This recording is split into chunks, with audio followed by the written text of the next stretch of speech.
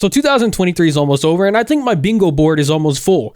But there's an anomaly. There is something that I wasn't expecting to happen this year, which is two phone case manufacturers, or you know what? dBrand is more than just a phone case manufacturer at this point. But seeing two companies who both make phone cases now pretty much go to war against each other, with now dBrand suing Casetify, is something I did not expect over phone cases of all things.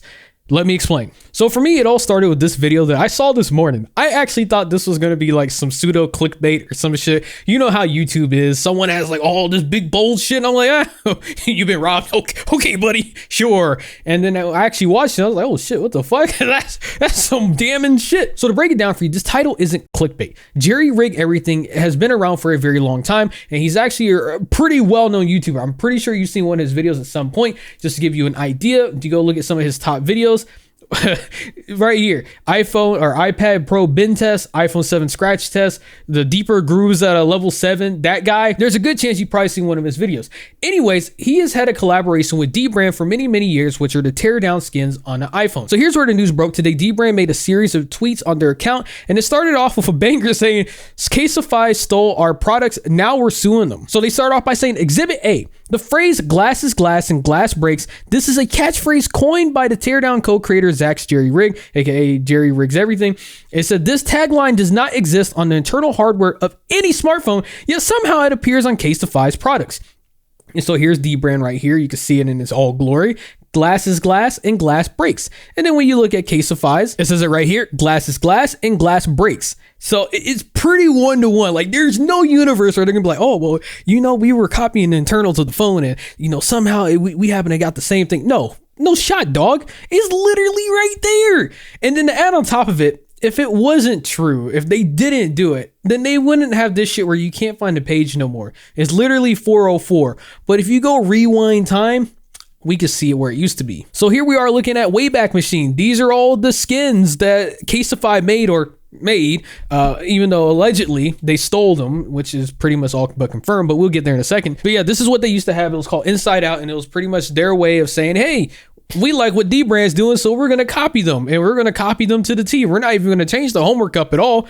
We're just going to do the same exact shit. Why not? And so that was all the shit here. But again, now that it's been taken down, you get page not found. So when I was editing this video, I came across this as well too. And it makes Casetify look even worse than they already did to begin with. This is just ridiculous. Let me play it for you. Before Casetify's website was taken down a few minutes ago, they quietly tried swapping all of their Android teardown ripoffs with my iPhone teardown designs.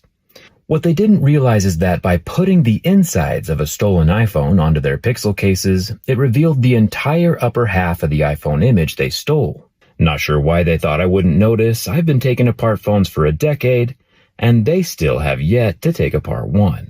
Nice work, Casetify. I'll see you in court. Casetify didn't think for a second that Jerry or dBrand was actually trying to sit there and gather enough evidence to sit there and make sure they had their case ready to go so that someone like Casetify couldn't just do a little oopsies. All right, let's swap that out real quick and then not get caught.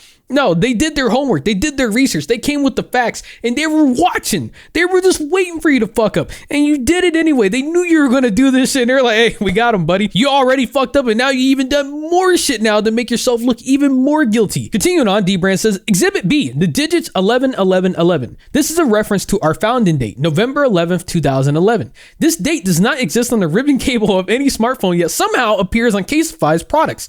So it says right here, dBrand 1111 subscribe, and then you go here 111111 Casetify. That's pretty much what it's supposed to be. It's just like abbreviation of it.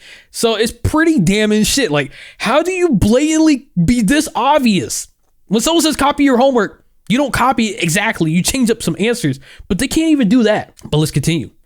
Exhibit C, the string R0807. This is a reference to our Twitter handle, Robot. This string does not appear on any ZIF connectors of any smartphone, yet somehow appears on Casetify's products. And again, more damning evidence. This is looking really bad for them. Oh, actually really bad. Exhibit D, the all-seeing eye. This is a symbol we often use as evidenced by both the favicon of our website and the dBrand pyramid PC built by Linus Tech Tips.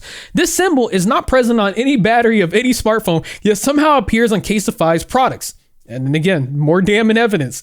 Like, the more you read this, there's just no universe where Casetify didn't copy them. They didn't just steal it blatantly. I know, like, technically you have to say allegedly, but come on, man. Like, look at, come on.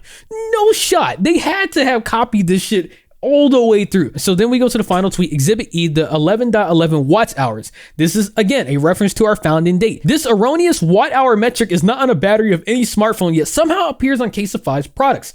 And so again, you see the damning evidence clearly right there. Now I'm going to put a link in the description below so you can check out Jerry's video, just because it goes a little bit more in depth on everything that happened, and just, it really explains it way better than I ever could. But I want to talk about this because it was just so intriguing. I've never actually expected to see some shit like this. In what universe does a case company end up just saying, you know, fuck it, let's just copy them. Hey, their shit looks pretty good. It's working. Why not us just do the same shit?